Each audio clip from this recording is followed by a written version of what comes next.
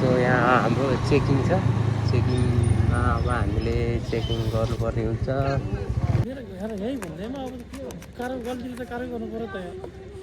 हो त्यो त गर्नै पर्यो नि हो सर त्यही त हो नि सबै चेकचाक राम्रोसँग हजुर यो त हाम्रो लागि हो नि होइन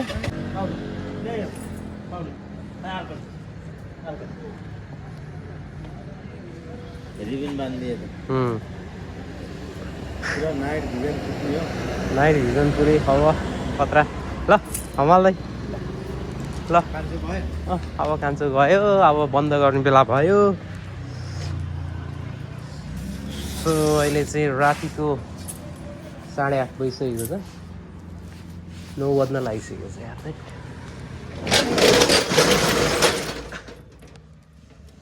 अब चाहिँ यो बन्द गर्नुपर्ने हुन्छ यहाँनिर यो हो इनसाइड लक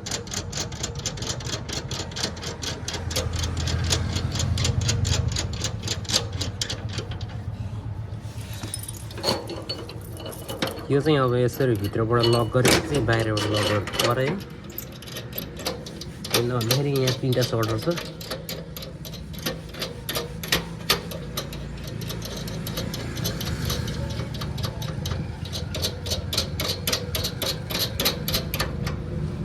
ओके हो यहाँ बिजुली अफ गर्नुपर्ने हुन्छ यसरी सो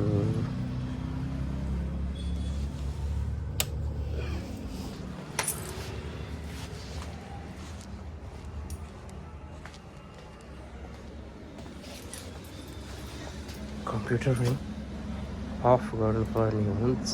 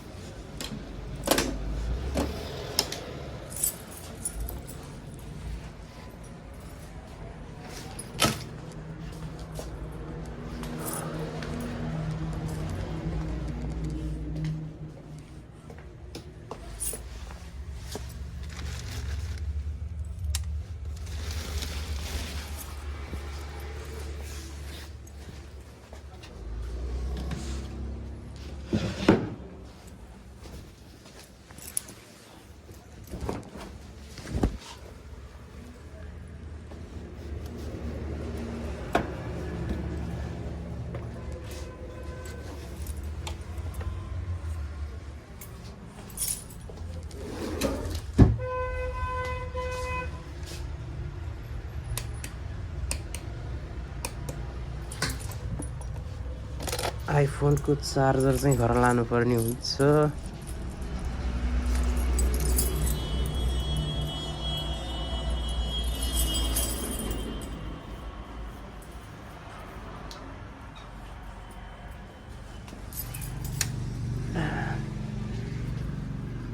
ओके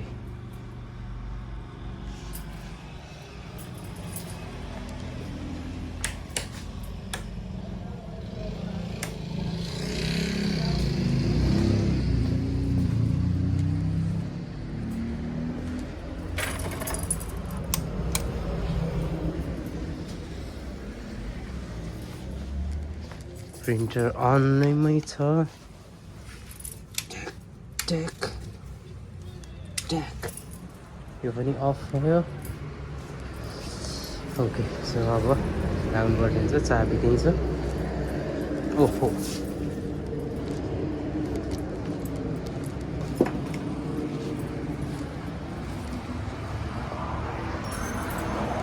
बाहिरको सामान त त्यत्तिकै रहेछ बाहिरको सामान पनि राख्नुपर्ने हुन्छ यहाँ लट्ठी कहाँ गयो लट्ठी फेरि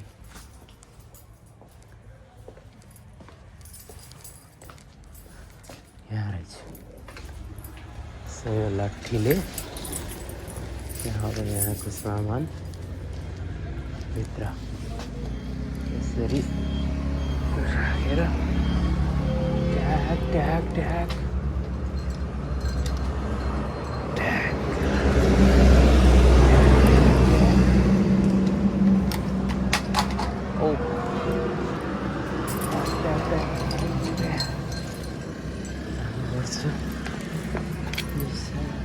कसरी खस्यो राखेको मिलेन त्यही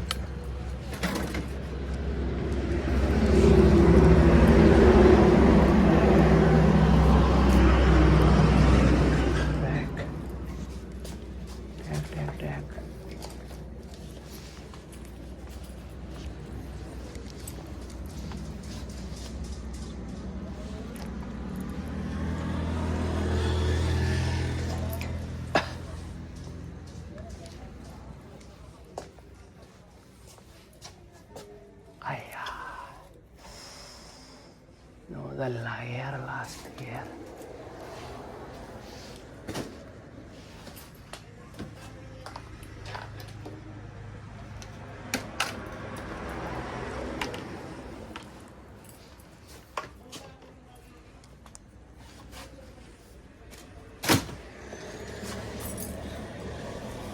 ओके सो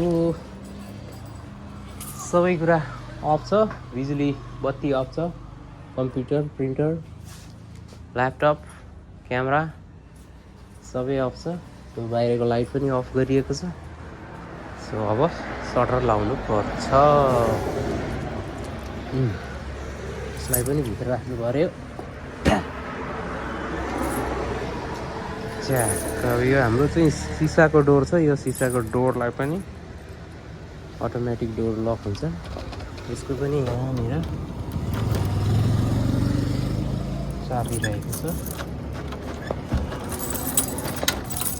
यसरी यो पनि लक हुन्छ र अब चाहिँ हामीले यहाँबाट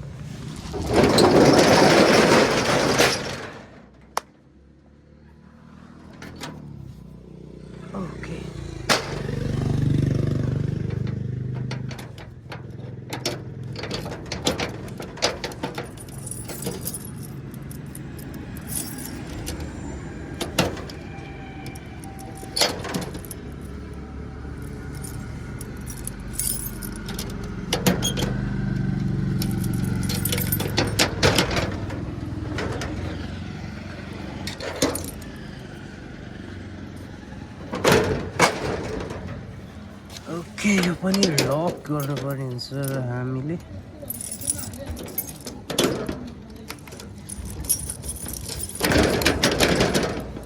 ओके सो चाबीलाई अब यहाँनिर राखिन्छ tag tag tag tag tag okay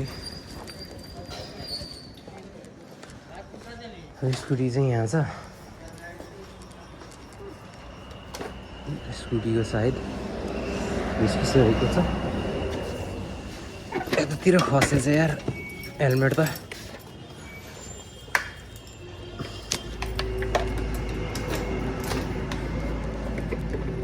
okay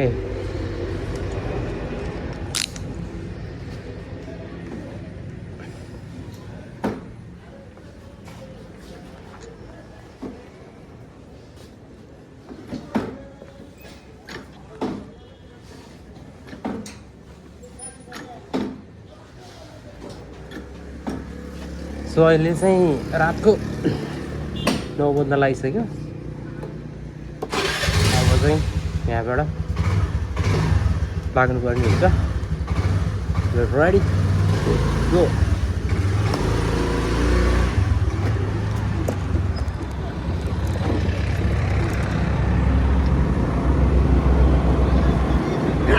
so यो हो बसेनी बजार।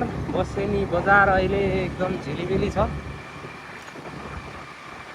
बसेनी बजार ठ्याक्कै बाइपास रोड नजिकै पर्दछ र यो बाइपास रोडको काठमाडौँ जाने बाटो नजिकै भरतपुर 11 पर्छ।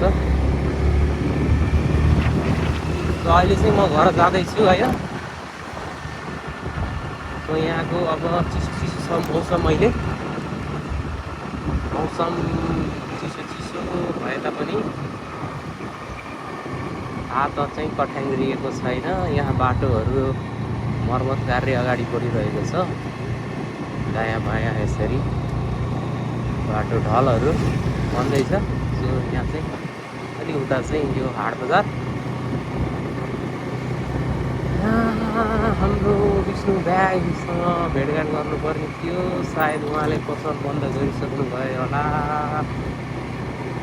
विष्णु ब्याग बन्द भएन बन्द।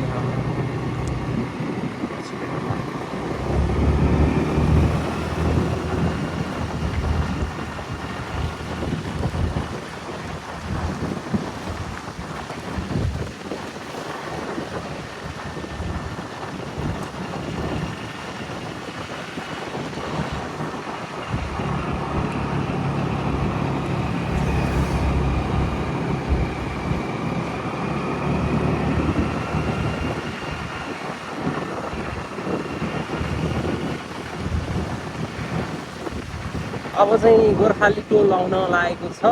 गोर्खाली टोल पनि एकदमै दामी छ। चारैतिर गुन्जिनी। अनि गोर्खाली टोल चाहिँ बसेनी चोकभन्दा अलिक विकसित भइसकेको हामी देख्न सक्छौँ। फिलहाल चाहिँ सटरहरू सबै बन्द छ। त्यस कारणले गर्दाखेरिमा अहिले बजार जस्तो नदेखिएको। तर बसेनी चोकभन्दा चाहिँ यो हाम्रो गोर्खाली टोल चाहिँ बजार जस्तो देखिँदो रहेछ। सो यहाँ हाम्रो चेकिङ छ। चेकिङमा अब हामीले चेकिङ गर्नुपर्ने हुन्छ। हजुर मै बसेनी चोकबाट यहीँ छ मेरो घर कैलाश टोलमा। दोकान बन्द गरेर आएको। लाइसेन्स चाहिँ यहीँ छ सर।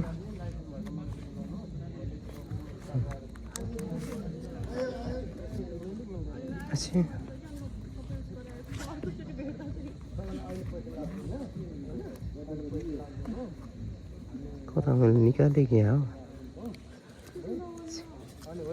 यतापट्टि राखेर रहेछ।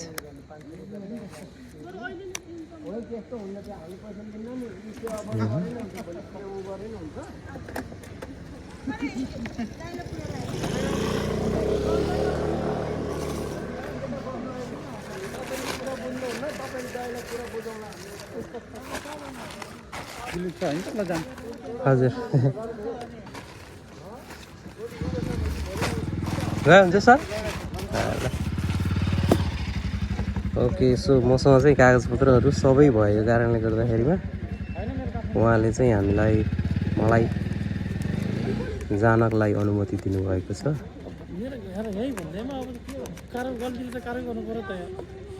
हो त्यो त गर्नै पर्यो नि। हो सर त्यही त